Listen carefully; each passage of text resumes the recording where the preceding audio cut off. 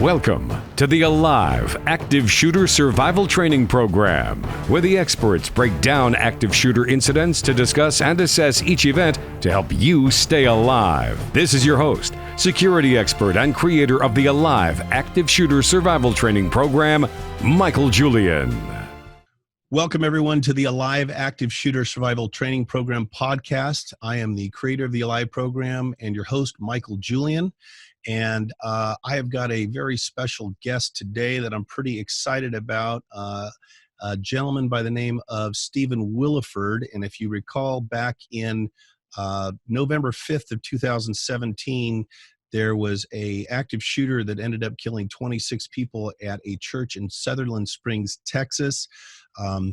We had a hero who was nearby, who grabbed his gun and actually shot and wounded the gentleman. And we're not going to give his name. Stephen does not like to be associated to the active assailant's name, so we're just going to call him the assailant or the active shooter. And ended up stopping, yelling at the individual who then came out of the church. Stephen shot him several times, then took chase when he left in his vehicle. He subsequently ended up in the middle of a field and self-terminated, which we know and we teach in the program that many of them actually do. So, ladies and gentlemen, I want to introduce to you Stephen Willeford. Stephen, how are you doing today? I'm doing excellent. Thank you for inviting me on today. Absolutely. I can't tell you how excited I was when I was introduced to you. And last week we had such a nice long conversation. And I was told by Jen Russell with Eagle Technology, they have the shot wave or energy sensing shot detection system for active shooter situations.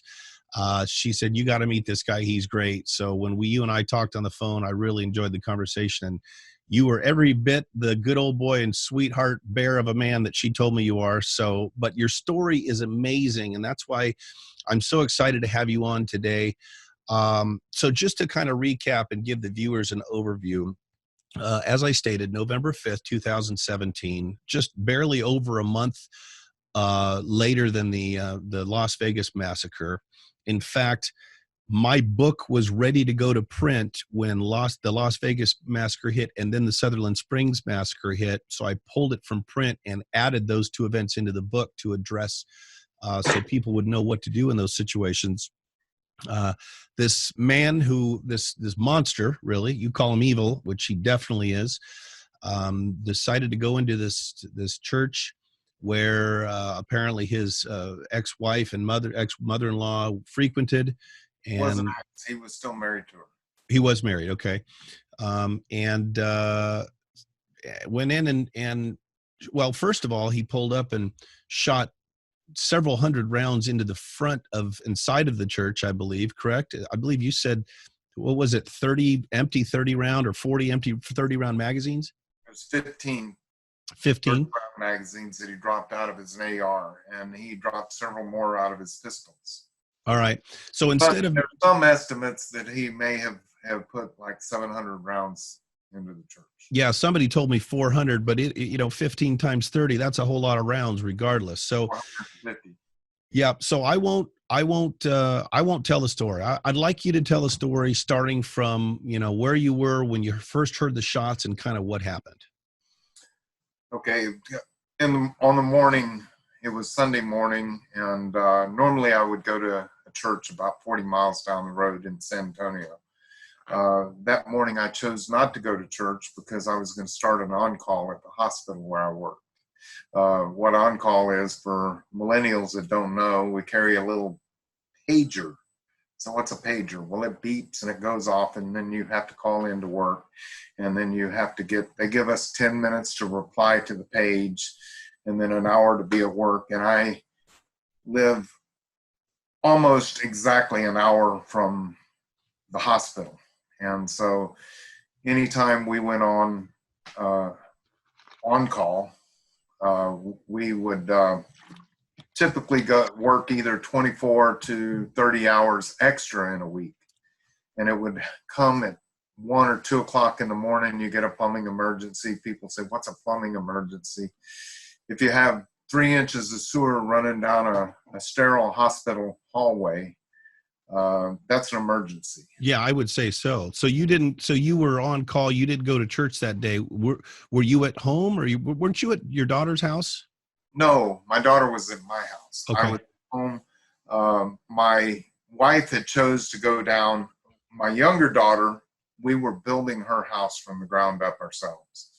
And so my wife, since I didn't go to church that morning, she chose to go to work on my younger daughter's house that was about 5 miles down the road. She was taping and floating the walls. My older daughter was living with us at the time because she was engaged to be married and she didn't want to sign another apartment agreement. Sure. So that when she got married, she could move right in with her husband. Of course. And so she was living with us. And if you're going to live with us, you have chores. She was doing dishes that morning. All right. And I was hanging out in my bedroom, checking my messages, just relaxing. And my daughter came in and said, "Dad, doesn't that sound like gunfire?" And you could hear rapid fire. And I told her right away, because your mind tries to make something normal out of something that is very abnormal. Yeah, of course. Yeah, who expects someone to have an automatic or semi-automatic rifle? Well, and how many people? What's the population of Sutherland Springs, Texas?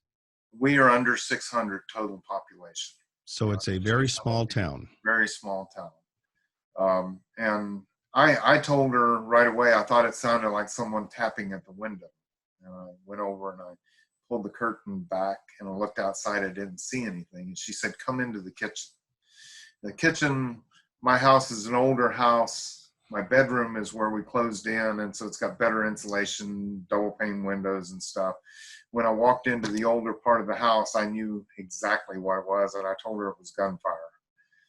I ran to my safe and opened my safe. I didn't have a gun at the ready. And the reason I did not is because I had been burglarized years before and lost a pistol, the only pistol that was outside my safe. So I made it a habit of putting things away. Because after all, I live in Sutherland Springs. Nothing's going to ever happen here. Right. And so I ran to the safe and I had to get a gun out of the safe. And if you've got a choice of a rifle or a pistol, always choose a rifle. Yeah. So I grabbed a rifle out, grabbed a magazine, and I grabbed a box of ammunition, and I popped it open. And I started shoving rounds in the magazine, and I called my wife, and I said, "Where are you at?" She said, "I'm at Rachel's house, taping and floating the walls." I said, "Stay where you're at." She said, "What's going on?" I said, "There's an active shooter at the church." And she said, "Don't go over there." Now, how did you know it was the church? Was that an assumption, or could you just knew? It just seemed like Sunday morning, and the sound was coming from that direction. I didn't see anybody at that moment, but she told me, "Stay where you're at," and I hung up on her. And as I'm headed for the door, I'm shoving rounds. I just grabbed a handful of ammo, and I'm shoving them into the magazine. The daughter came in. So did you not have loaded magazines? No, I did not. Okay. That was my bad, and that won't happen ever again. And as I ran for the door, my daughter came in. She had gotten in her car, drove up the block, and saw him shooting in through the doors of the church and then walking in. So he had already made a circle around the outside of the church, shooting into the building. And then he started shooting through the doors, and he walked in, and she saw him, and the shooter saw her. She turned around, and she came back, said, "Dad, there's a guy in black tactical gear shooting up the church." I said, "Did you call 911? She said, "I did. They're aware of it." So right away, what that told me is the police are coming, and they're coming fast. And they're coming to an active shooter in a church. And I'm running over to that very same church with an AR-15 in my hands. What are they going to think? They're going to think it's me. So but I couldn't wait. I decided if I saw a police cruiser, I was going to throw the rifle and I was going to hit the ground with my arms out, face down, and start yelling, "He's still in there." Sure. As I left the house, my daughter started to follow me. And at this moment, I'm going to tell you, I believe the Holy Spirit was all over me, because I was thinking more clearly than I had ever thought in my life.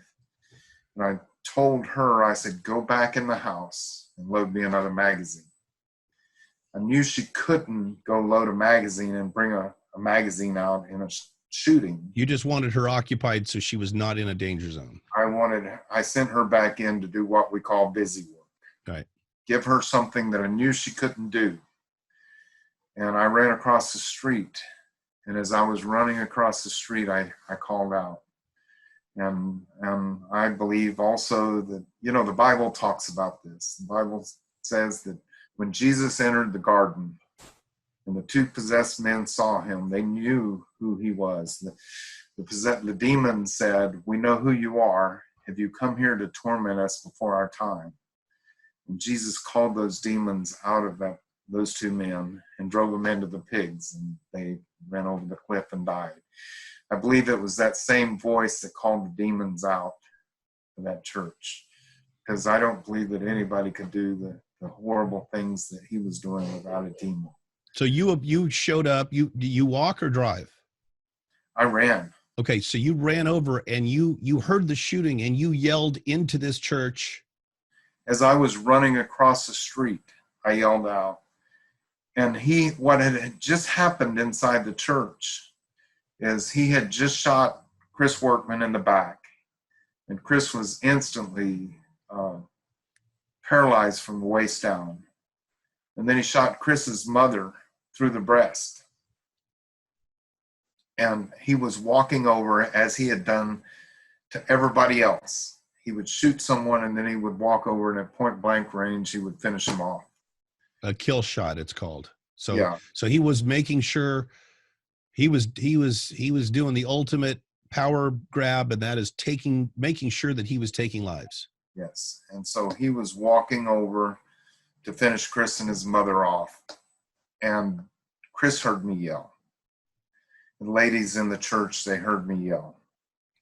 Now, if you can imagine, I'm halfway across the street, I'm 50 yards off still, and I yelled out, and they heard my yell over the gunshots, and everything that was happening in the church, the screams and whatever. They heard my yell over that. I'm going to say that was a divine yell. And so he instantly heard that yell and turned around and walked out of the church and started shooting at me. And I ran behind a truck that was in one of my neighbor's yards that was right across from the church. And he hit the truck in front of me. He shattered the windshield of the car behind me, and he hit the house behind me. And I heard God's voice talk to me and say, don't worry about those. Just do what I sent you here for. He had on Class 3 body armor. For any viewers that might not know what Class 3 is, Class 2 is what police department usually carry, and it stops pistols. Class 3 is what the military has, and it stops rifles. Stephen, I'm going to show a photograph real quick. I'm going to share my screen. Do you see this photo on your screen? Yeah. That's you. That's the church. Is that the AR-15 you had at the time? That is the AR-15 I had at the time. I hand built that rifle. You built that rifle. Yeah. That's great. And so that's a pretty small church. That church does not seat a whole lot of people. How many people were there that day? We had 26 people. I'm sorry. It's all right. We had 26 people that were murdered and died. We had 20 more that were injured, and only 7 people walked out of the church without a bullet. So there was just, 20, that's barely over 50 people. 53 people. 53 people, and only 6 escaped without being wounded or killed. 7. That's amazing. So Stephen, what did you yell when you were running across the street? You ready for something deep? Yes, I am. I yelled, hey. Hey? Hey. Okay. And hey was what it took. And he immediately stopped what he was doing. It wouldn't have taken 2 more seconds to finish Chris and his mother off. But he immediately stopped what he was doing, and that's why I believe that God called him out of there. You yelled, "Hey!" They all heard you. He obviously heard you, and he turned around and he exited the church. And about how far away are you at this point? Well, when he first walked out the door, he was probably 30 yards, and he closed that firing at me. He had on a tactical bulletproof SWAT-style helmet and Class 3 body armor. I hit him in the left chest. I hit him in the abdomen. The only way I know that is the coroner's report said he had a contusion on his chest and on his abdomen. So pretty darn good shots. Now let's go back a second. Not only are you, you like their fine apparel as we see today, but you are a lifetime NRA member. And am I not mistaken, you are an instructor, a firearms instructor? I was. I did a youth shooting league and stuff. So you're a competitive shooter. So shooter. Much yes. like at the White Settlement Church, also in Texas, where Jack Sawyer, I believe is his last name. Wilson. Jack Wilson, thank you for correcting me. Jack Wilson, also a firearms instructor. So the two of you knew what you were doing, were good with guns, because I get asked this question all the time in my live trainings. Should teachers have guns? Should pilots have guns? Should everyone have guns? And my response is, somebody who doesn't know how to use a gun is almost as dangerous as a bad guy who intends to use a gun on good people. If they do not, Jack Wilson could very easily, if he didn't know what he was doing, have shot good people. Now, are we better off having firearms against bad people? Yes. However, would you agree that it can be dangerous if you don't know what to do with a firearm? I've been invited to I was at the roundtable meeting with Governor Abbott when he went to El Paso at the Walmart. There were 8 concealed carry permit holder families. You broke up. You broke up, Stephen. Repeat that for me. Okay. I was at the roundtable meeting, the governor's roundtable meeting at El Paso after the El Paso shooting. And that day at the Walmart, there were 8 concealed carry permit holders at the Walmart. And out of those 8, I'm going to tell you, if you fall back to your training, and if you do not train yourself, I believe they should have had guns there. And I believe that, yes, they would have protected their families. But if you're going to run into actual gunfire, you will have to have better training than just your average guy.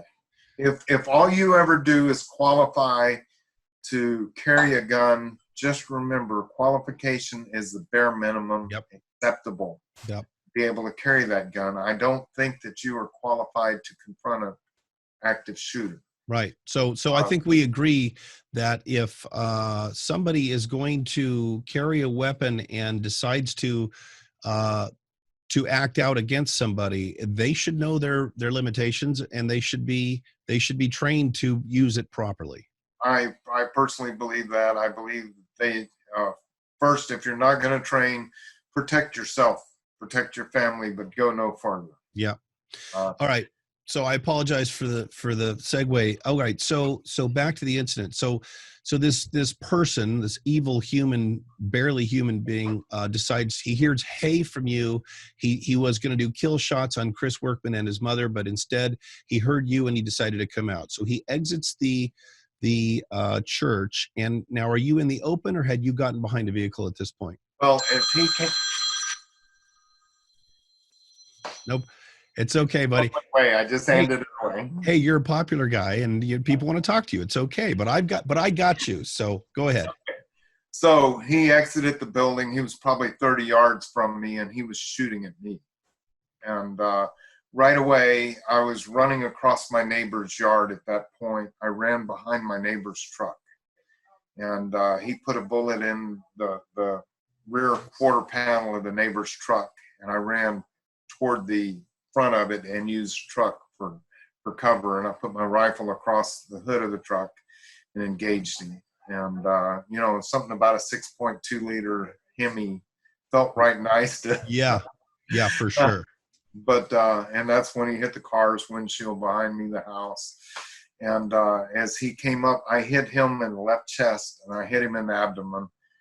He immediately stopped shooting at me when he got hit and ran for his vehicle. He had a gray Ford Explorer. It was sitting in the middle of the street, and it had the engine running and the driver's side door open. He had planned his escape. And when he turned to get into his vehicle, he exposed his side. And Class 3 body armor has a plate in the front, plate in the back. It Velcros across the side. I was able to put a shot in his side and high in his legs. And he got in the vehicle and slammed the door, and he put 2 more shots through the side window. And I saw those shots open up and the glass falling. Everything was in real slow motion. Yeah, I would imagine that's probably your adrenaline was at maximum output at this point. Oh yeah, I was cranking on adrenaline, and I couldn't see him from the reflection in the window. So I put a shot where I perceived his head to be, and the coroner's report said he had a split across his forehead. Now again, he had on bulletproof helmet. That was a heck of a shot. And he accelerated at that moment, turned the corner, and just ran as fast as he could down the highway away. I ran out into the middle of the street, out from behind the truck, and by the time I got into the middle of the street, he was probably 150 yards away and still leaving. And I put one last shot through the back windshield. It shattered the back windshield. The police say that shot went through the back window, penetrated the driver's side seat, and it hit him just right of the left shoulder blade. So, Stephen, let me ask you this. About how many shots total do you think you fired? I know. I shot 6 shots. So you shot 6 shots, 5 of which actually... Count them. 1 in the chest, 1 in the abdomen, 1 in the side, 1 in the legs, 1 across the forehead, and 1 in the back seat. So of the 6 shots you fired, you made contact with 5 of them. 6 of them. All 6. So you actually got him through the back of the seat as well. Yes, it hit him just right at the left shoulder blade. So that's some Hollywood Clint Eastwood shooting right there. That's not most people, for the audience, most people would never be able to have that kind of record. Now, again, you're a former, you're a competitive shooter. You had a red dot sight, but let's face it, that's an amazing feat.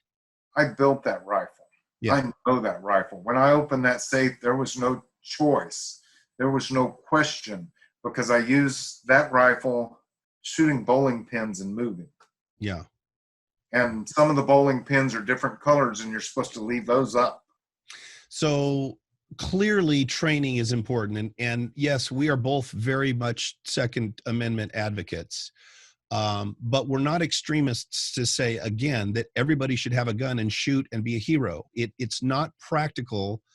There are many people who should not have tried to do what you did, but you are skilled, you are talented, and you are experienced. So it made sense that you did that, and that's why you had the outcome that you did. I believe that God creates certain men for certain purposes. And I think he creates different people for different purposes. And I think I was trained for that moment. Yeah. I trained when I was a competitive pistol shooter. We had a 5-person team. And one of our team members was a former Army Ranger, and he was a San Antonio police officer that trained SWAT teams. And we trained, coincidentally enough, how to respond when you have body armor, when you're shooting against body armor. And Sure. He said, hit them in the body armor and look for your chance. He said, put 1 in the side, 1 in the hips, 1 in the legs. Yep. We trained for that moment. Why would a plumber train for that moment? Yeah. Well, I would say that I agree with you. That's a great point, and I think that our mutual friend Lieutenant Colonel Dave Grossman would probably call you a sheepdog to the utmost maximum amount. Thank goodness for people like you. I've spoke on the same stage with Colonel Grossman. Yep, I'm honored. He's quite a man, and I talk a lot about his books and quote in my book. I quote the the wolf and the sheepdog concept that admittedly he says, look, I didn't come up with it. Some crusty old Vietnam vet told me, and I just kind of made it known to the world. But I even go one step farther, because I tell people, the ones that are the sheepdogs, just understand, you're a sheepdog and you take care of the sheep, but every sheepdog needs a shepherd, and Christ is my shepherd. He takes care of me, he watches over me, and makes sure that I'm in line, commands me. That's beautifully put, Stephen. Nicely said. All right, so you fired so he leaves. Now this is where it gets also very interesting. So there is another hero in this story, a guy by the name of Johnny Langenford, I think it is. Langendorf. That's a fine German name. So tell me what happened after this assailant took off and you're in the middle of the street shooting at him. Now what do you do? Well, I'm standing there and I'm watching him disappear over the hill and thinking, it can't end like this. It can't end like this. And I'm watching him disappear, and I turned and I looked to my left. And off to my left is a pickup truck that had been sitting there at the stop sign during the whole shooting.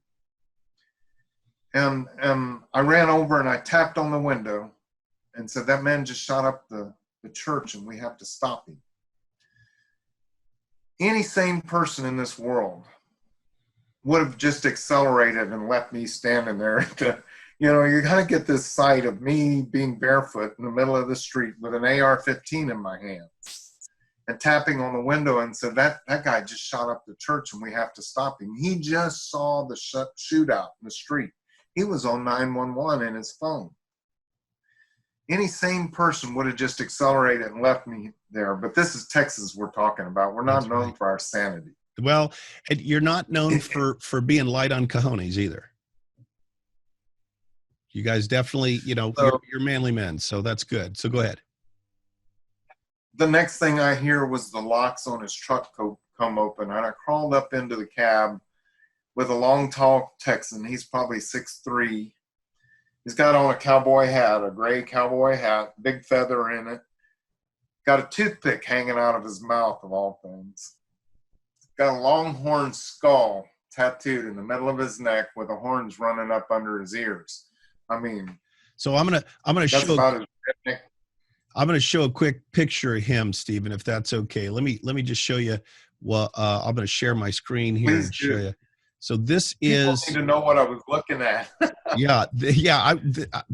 So this is Johnny Langendorf here on the right. You see him? That's Johnny. Yeah. So he is a tatted up, tall, skinny Texas cowboy, and essentially what happened was he's sitting there watching this whole thing go down, and then you run over to him and he immediately unlocks the doors and you jump in and you guys take chase, correct? He turns a corner and he just barrels down the street. Did he even did he say anything to you, or did he just start driving? He didn't say a word to me. He's talking on the phone. He's talking to 911. They put him through to dispatch. So he didn't even say a word to me. He unlocked the door and he stayed on the phone, and he turned the corner and he accelerated. And we're blasting down the road and we're doing we ran across 87. He didn't even look.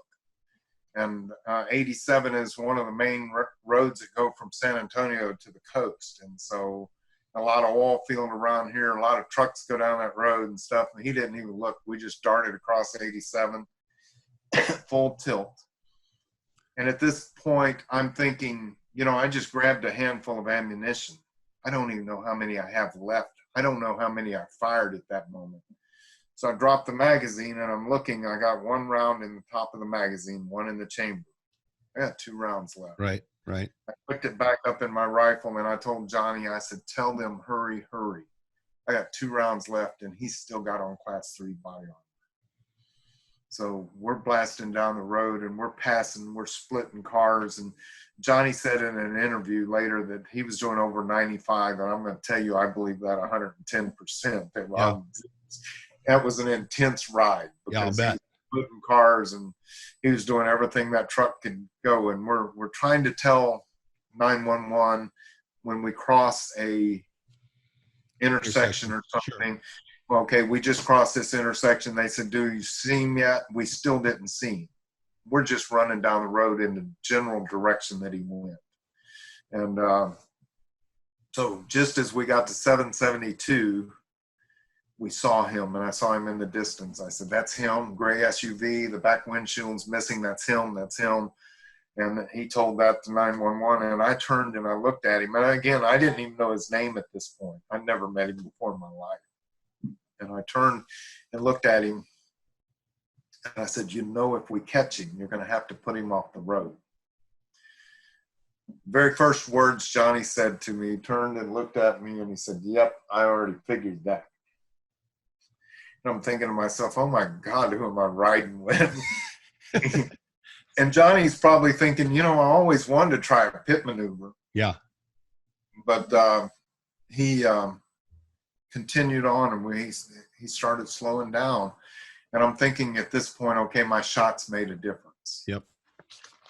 He's slowing down, and all I can think of is this is going to have to be good. He pulled off to the right-hand side of the road. You got 2 rounds left at this point. I got 2 rounds left at this point. And he pulled off off into the bar ditch on the right-hand side of the road. And there was a curve sign right in front of him. He pulled and stopped there. And I thought, this is it. This is the moment of truth. And I reached over. I had the window down, the passenger side window down already. I stuck the rifle through the window. I opened up the door and I pushed it open. And I was going to step out, and I was going to use the door as a shield and re-engage him. And before my foot hit the ground, he accelerated again. He hit the sign in the middle of his vehicle. It flipped over the vehicle. He went right back up onto the highway again. And Johnny accelerated. I barely got my foot in the door and shut.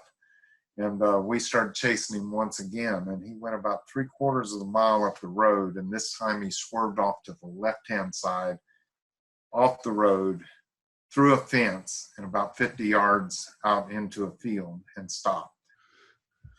And I turned and I looked at Johnny and I said, Johnny, just get down below the dash. Right? I didn't know his name. I said, just get below the dash, stay out of gunfire. Just stay down. And I got up and I put the rifle over the hood of the truck. And I started yelling rude obscenities. And I usually don't use that kind of language. I think God will forgive me. Under the circumstances, yeah. I think you'll still be welcomed into heaven after that one. That's all right. Pretty angry. I was pretty angry. And Johnny got out and did just whatever a millennial in this world would do. Pulls up his cell phone. Started videoing me. Sure. I was like, really? That's what you're going to do in this? I just wanted him out of the gunfire.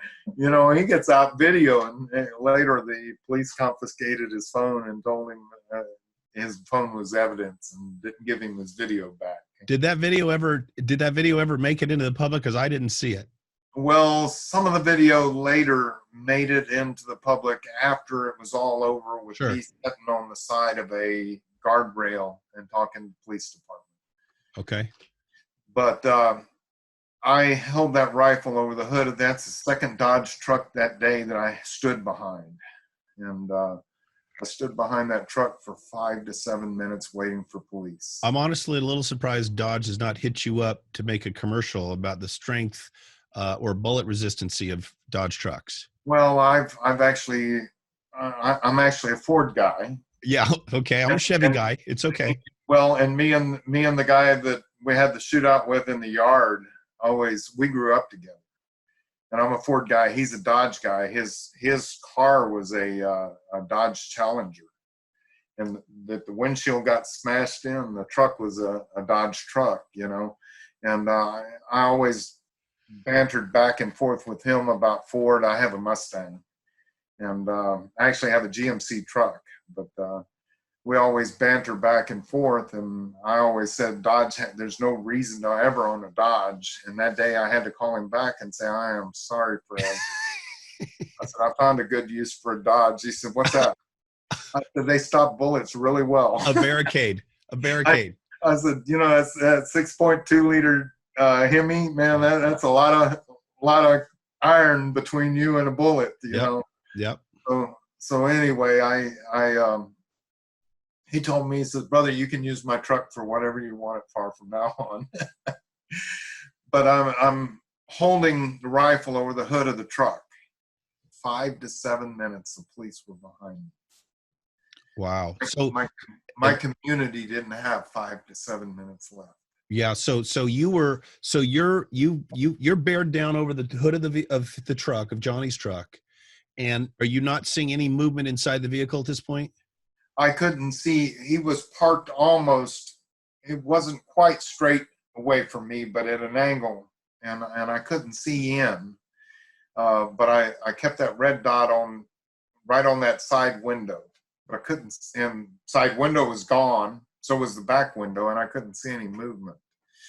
Turned out what had happened is he called his father and his wife and told them that he had done something horrible, and he had been shot multiple times and was not going to make it.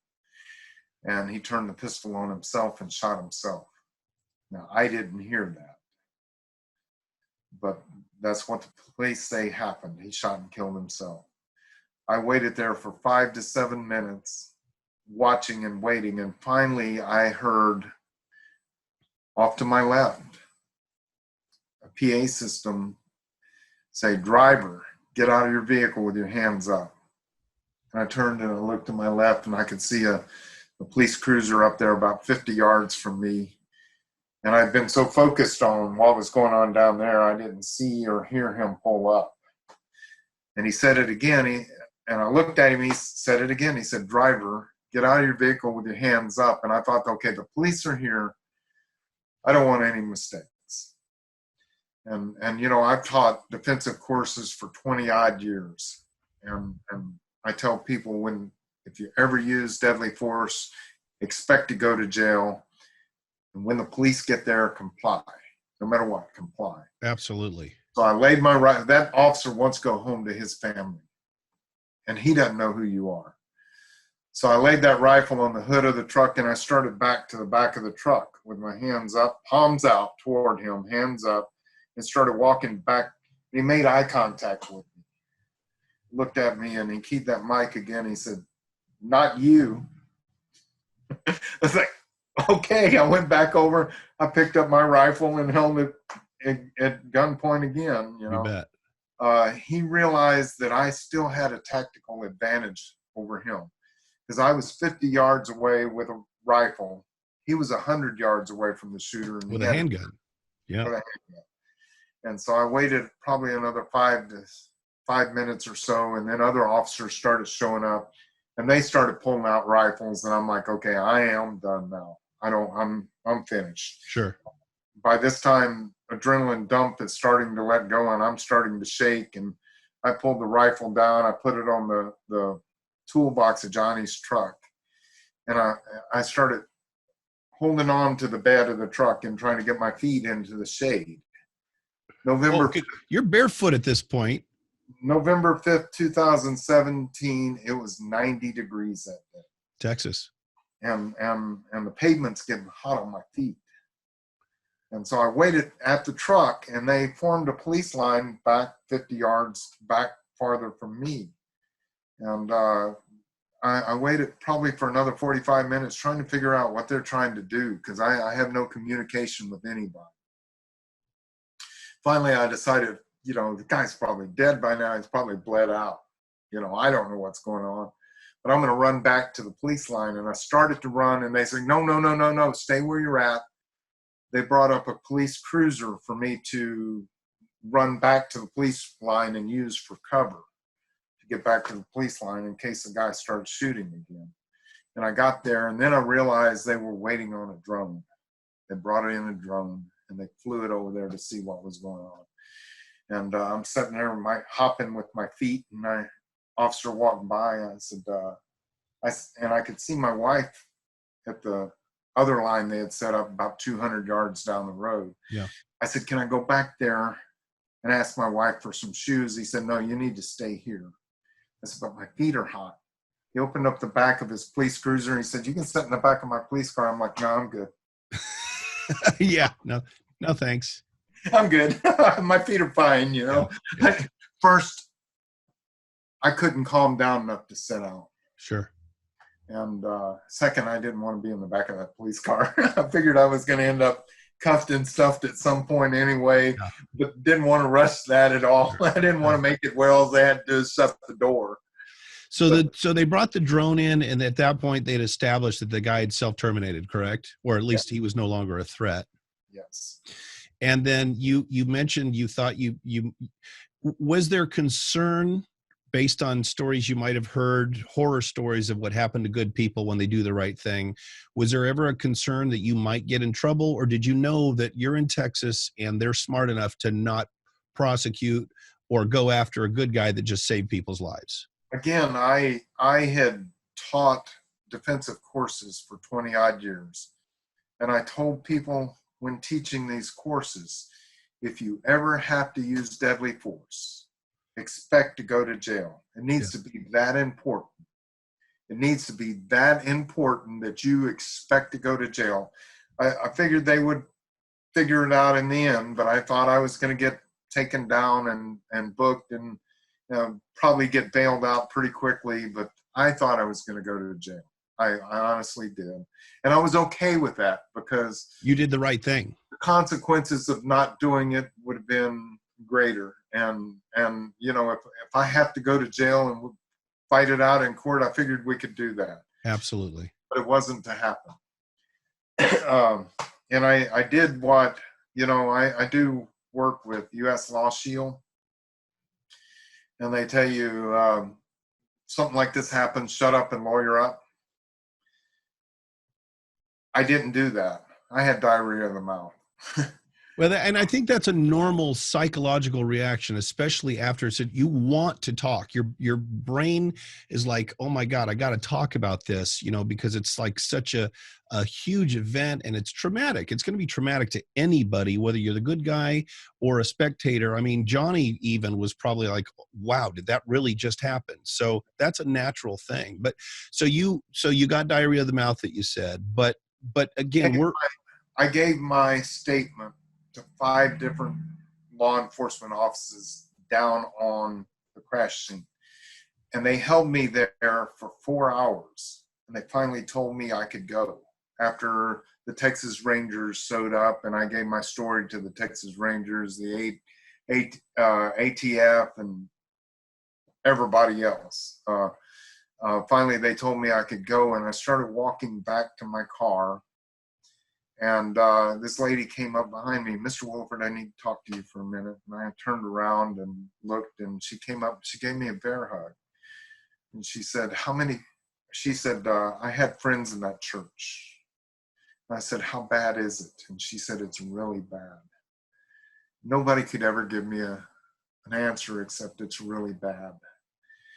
And I said, I am so sorry. She said, if I can be of any assistance to you, call me. I'm the DA of Wilson County. I was like, ooh. Score. Yeah, that's a good friend to have on your side. Maybe I'm not going to jail today after all. No, and subsequently, I think everybody essentially just agrees, and you've even been recognized by the governor, right? You're a hero. You saved people's lives. There is no question, based on my research, my concept, the Alive program, what I teach, the active shooter's intention, his sole intention, is to kill as many people possible in as short amount of time as possible. As long as he had ammunition left, we know he would have continued killing had you not interrupted that by yelling, "Hey." Yeah. And he had other guns in the vehicle and multiple loaded magazines, the police said. And I want to shift gears and talk about some other people here today. And I already mentioned Julie Workman. Julie Workman was in the church. Like I mentioned before, she was shot through the breast. Right. Julie Workman was an emergency room nurse. And when the shooter left, the first thing she did is she got up and she saw a little 5-year-old girl that had just been swinging around her legs before the church. She saw this little 5-year-old girl dead. And she started screaming. Gunny Macias, and nobody seems to know who Gunny Macias, know his first name. They just know him by Gunny. He's a gunnery sergeant in the Marine Corps, correct? Hoorah. Yep. And that's all they call him is Gunny Macias. Gunny was shot 5 times in the abdomen. Gunny couldn't even stand up. But Gunny, real quick, first thing after the shooter left, he yelled out in a booming voice, "Hallelujah, hallelujah, even in this, praise God." And then Julie screamed, and he looked at Julie. He said, "Julie, wake up. You were created for this moment. None of this took God by surprise. We need you." And Julie, still bleeding from her own wounds, with her son laying on the floor, paralyzed, started tying tourniquets and saving lives. And then a little girl came up to Gunny and said, "Gunny, I'm scared." And Gunny started singing "Jesus Loves Me" with her. What a Marine. What a man. What a man. What a man. 17-year-old Zach Poston, senior in high school. He had already signed up to be a Marine. He was on delayed entry. He was going to be a Marine. He was about to graduate, move on. He got shot 7 times. Got shot through the arms and the legs, and they dug bullets out of his torso. And his grandmother crawled on top of him when he could no longer stand. His grandmother crawled on top of him, and the shooter shot and killed her on top of him, saving his life. Marines don't want Zach Poston anymore because he's held together by screws and pins and plates. Me, I'm thinking, man, that's one of the best Marines you'll ever find, somebody that can be shot that many times. That's durable. Yeah. But Zach's grandmother died on top of Zach. It's the first officer that was on the scene, Hank Farnett. Hank came running in, blazing in with his rifle, ready to do battle, thinking the shooter was still there. And then when Hank found out the shooter was gone already, Hank had been collecting for years trauma kits with tourniquet kits and trauma kits, blood clotting and stuff, and putting them in his car. He was buying them out of his own pocket. And the other officer says, "Why are you spending that money on that? You expecting some sort of mass shooting?" And Hank used to always say, "You never know what might happen." On that day, he opened the trunk of his squad car and distributed out life-saving kits to the people that were there before the EMTs got there. And my very own hospital, University Hospital, the one I worked for, they were running a drill on that day. They were running an active shooter drill on that day. And the nurses and doctors were called in, and they were complaining, "Why are we running a drill today when we could be at church with our families? Why on a Sunday?" And then the real call came out. And since they were all hands on deck already, they were able to get all 20 ORs up and running before the first victim showed up. That's amazing. And if you can't see God's hand in on all that, you're willfully looking the other way. Yep. That is amazing. And wow. Yeah, I could definitely see see that point right there, Stephen. So let's shift gears just a little bit. Chris Workman he's paralyzed and he senses confined to a wheelchair. Accurate? Is that correct? That is correct. Okay. And so something you're doing and that I'm jumping on board with is tell us about what you want to do for Chris. Chris has a beautiful family. He has a little girl, Edie. Edie was 7 years old when the shooting happened. His beautiful wife. He is the praise ministry leader of the church and also the youth minister of the church. And he gets up even after the shooting. Chris gets up there in his wheelchair, plays his guitar, and leads the singing. And then does the high schoolers, the youth groups classes and stuff. And Colby, of course, his wife, is right behind him on all of this, helping out and stuff. They've for so long given back to our community, and even after the shooting, he still does it. He's got a zeal for life that everybody should just be. He's on a paraplegic hockey team now. Wow. And he just finished up the last race of the season where he's racing carts, because he races carts. He used to race a car, but now he has no control over his legs, but these carts he can race all controlled with his hands. And so he's out there racing. He's not let this define him. But Chris, so Chris is not only a survivor, but he's an inspiration to anybody who ends up with any kind of situation that they can either make a decision to continue living and maybe even live better than before, because that certainly puts things in perspective, or give up on life. But you want to help him. And how are we going to help him, Stephen? Chris right now lives in a trailer home, and he cannot roll his wheelchair down and get into it's actually a real problem getting into his daughter's bedroom, even because the narrow doorways and narrow halls. We are going to raise money, and we are going to build Chris Workman a brand new handicap accessible home. And we're working on that. And not because we feel sorry for Chris. It's because he is such an inspiration.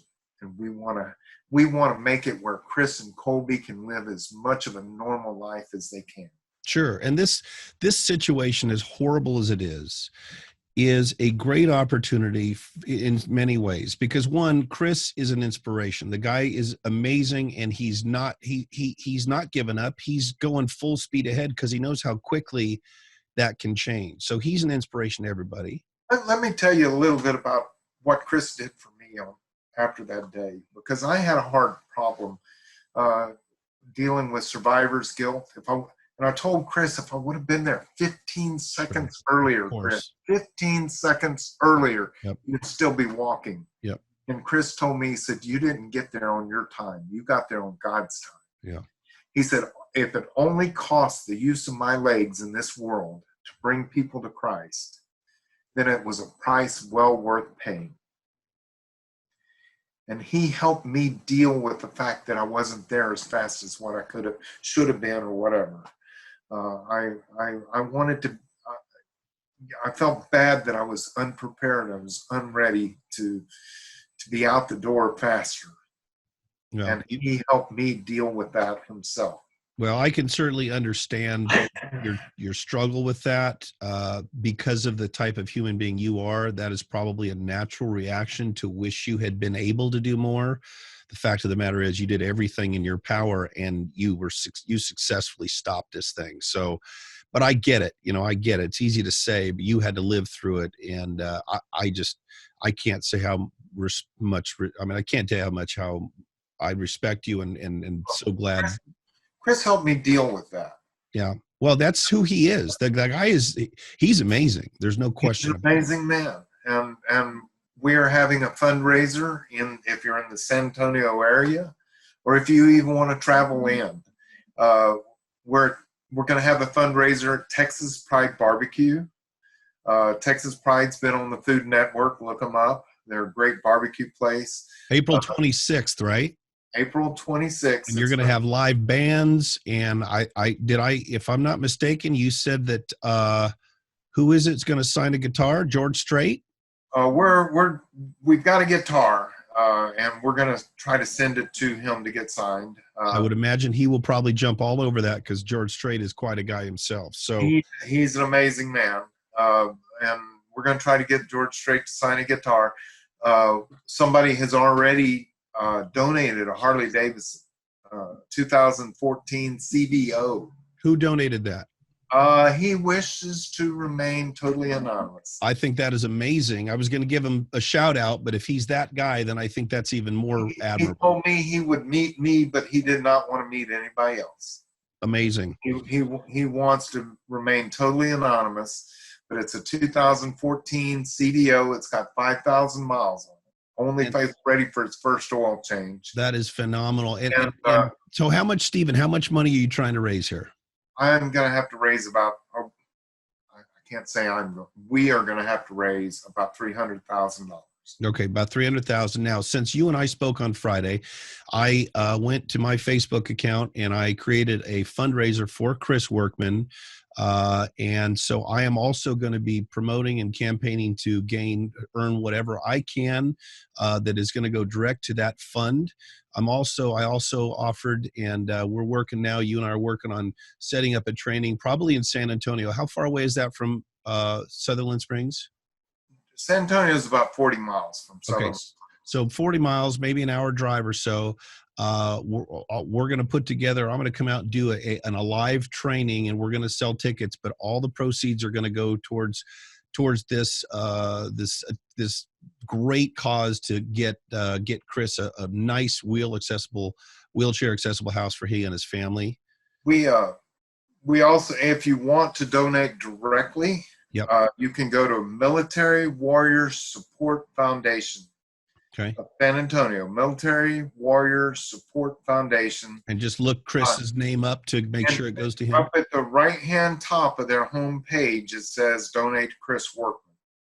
Now, if you write a check and send it in, make sure you put on the memo, Chris Workman, on memo. So that money goes to that cause. That will go to Chris's house because they do homes. They have done 200 homes for disabled veterans.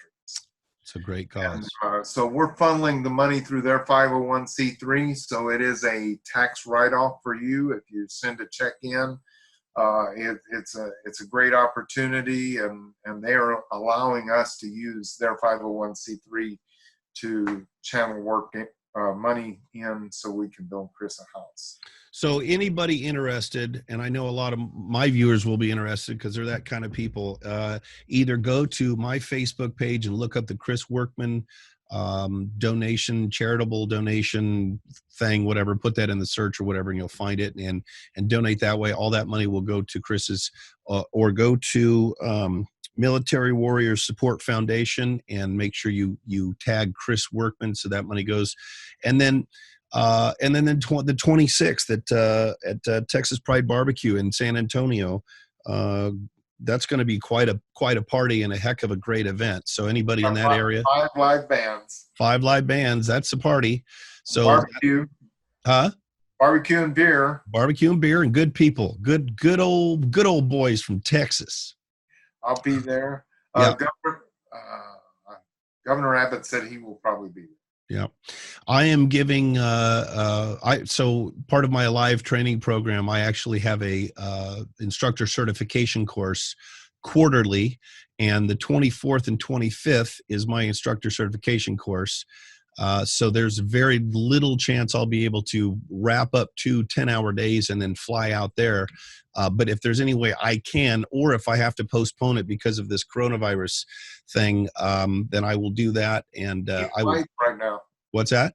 Cheap flights right now. Very cheap flights. Yeah, round trip to Hawaii, like $216. So, but they may be shutting everything down, so we can't even leave our houses soon. I went to the gym this morning, and they said, yeah, so far we're still letting people in, but we may, in Los Angeles and New York, they're shutting gyms and restaurants and everything else down. So It's ridiculous. I think that's all overblown, but that's another story. But you and I are on the same page, and I think 2 or 3 weeks from now, we're going to look back and go, okay, well, I'm glad that's over. But we'll see. Hopefully, it won't be as bad as everybody, as the media is saying. They shut down the NRA National Convention. I was supposed to deliver my Alive program at 2 different conferences in Las Vegas over the next 3 weeks, and both those conferences got postponed. So my schedule just opened up, and I'm actually going to be able to get some work here in my office done for a change, but because normally I'm traveling teaching, which I do love to do. But Stephen, listen, I want to, before I close out, I want to offer you an opportunity. Is there anything else you want to say? And I know your message, but if you want to restate the fact that God had his hand in this, and thanks to him, that's, it went as well as it did, because I know you won't take all the credit. But is there anything else you want to say, or anything I didn't cover or ask you that you want to talk about? I would like to let people know that I do speak to churches, and I do seminars as you do. Could come out and do one in California if you find a place to do it. But if anyone wants to book me, it's Stephen Willeford at StephenWilleford.com. And that's WILLEFORD. STEPHEN. Right. WILLEFORD. And you were a plumber by trade, but you've since backed away from that because of the demand for you to go out and talk about what's happened and teach other people, correct? I helped churches set up safety response teams. I talk to churches about preparedness. I believe that you can teach a mindset.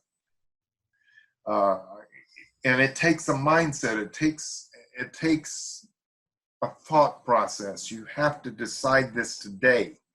And if you decide it, then it's time to start going out and getting trained. Because if you don't get trained, you will not run into gunfire. Yeah, so Stephen, I love that you say that, because as my viewers know, I very, very strongly advocate your mindset being security mindset up to an event, and then the survival mindset when an event begins.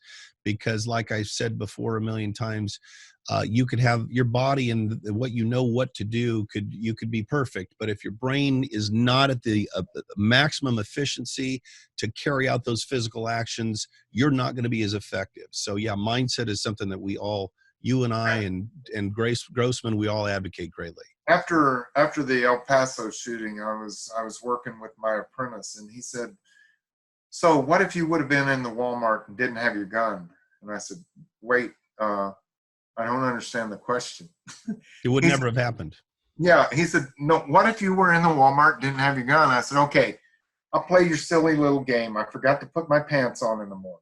Yeah. And so my gun was hanging on my pants. I forgot to put them on, and I was in the Walmart, and it happened. I said, the first thing I would do, guy comes walking in with an AK-47, starts shooting people. I'm going to run past you, and I'm going to grab you, say, "Let's go to the sporting goods." I'm going to bash out the window in the sporting goods. I'm going to pull out a Mossberg shotgun. I'm going to take the butt of it, bash out the glass, and grab the ammunition. And you're going to do the same. And I said, and you and I, we're going to go get him. Yep. He said, "Wow, I never would have thought about going to the sporting goods." I said, "Because you think like a victim. I think like a survivor. I look at things while they happen. I look at things when I walk into a restaurant and think, what would happen if somebody came through that door? I know where the exits are. I know where, and I know how I could react to that, because I've already started thinking about things like that in my head." Yep. Start getting the mindset of a survivor and never take the mindset of a victim. Yep. Absolutely. I used to say fight like your life depends on it, because it does. But then I found a t-shirt, somebody else said it. It said, I bought the t-shirt. It said, "Fight like you're the third monkey on the ramp to Noah's Ark, and brother, it's beginning to rain." That's clever. Definitely. What you described as far as going places, and that I teach in my program, I call being proactively reactionary, which is kind of kind of an odd thing because they're two opposites, but basically you're being proactive in what your reaction will be. You're already creating a plan for specific scenarios. And that's essentially what you did. And if you're ever in a Walmart, now I don't know about Texas, but unfortunately I believe in California, the Walmarts have stopped selling weapons and ammunition. They still sell ammunition, but I don't know that I'm not even sure they sell ammunition in California anymore. I know Arizona. I've got a house in Arizona, so I buy my ammo at the Walmart there. But Texas, they don't sell any handgun ammunition. They don't sell any rifle ammunition like 5.56 or 5.62 or 2.23. Yeah. 2.23. But they do sell shotguns, and they sell shotgun ammo. Which are very effective. Which in close quarters like a Walmart, I got no problem with that. And Mossberg would love me. You bet. Well, Stephen, listen, I want to thank you so much. You are, just good through and through, a pure-hearted, God-fearing, great man, and I appreciate and respect you and I know that makes you uncomfortable, but that's because of the kind of person you are. But fact of the matter is, the world is a better place because of people like you on it. And it is an honor to get to know you. I hope that our relationship will continue to grow, and I will be able to help Chris Workman, and we can work together and teach people how to survive, because I can teach people all day long what to do, but you actually have done it. So you're about as good a teacher as there is. So, I'm looking forward to continuing on and promoting each other, because like I said, we're on the same team. Even if we both teach something and we charge for it, we're not competitors. We're on the same team, because at the end of the day, the most important thing is saving lives, not making money. Just so you know, I plan to be out there long enough and screaming loud enough, I put both of us out of business. How's that?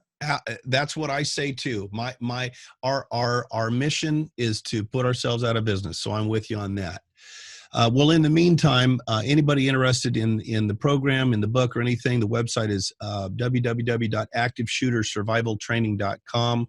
You can book in-person trainings. You can book the online course. You can purchase the book or attend the instructor certification course. Stephen, again, thank you so very much for being on today. You and I will continue to talk. If there's any way I can make it to that April event, I will be there. Again, anybody interested, go to Military Warrior Support Foundation and top right hand corner, it says Chris Workman up there. Go look for Chris Workman. Go to my Facebook page, Michael Julian or Active Shooter Survival Training, and donate. And until the next time, my friend, thank you for everything you do. We'll keep fighting the good fight, and hopefully we will put ourselves out of business. Amen, brother. All right, Stephen. Thank you, sir. Thank you.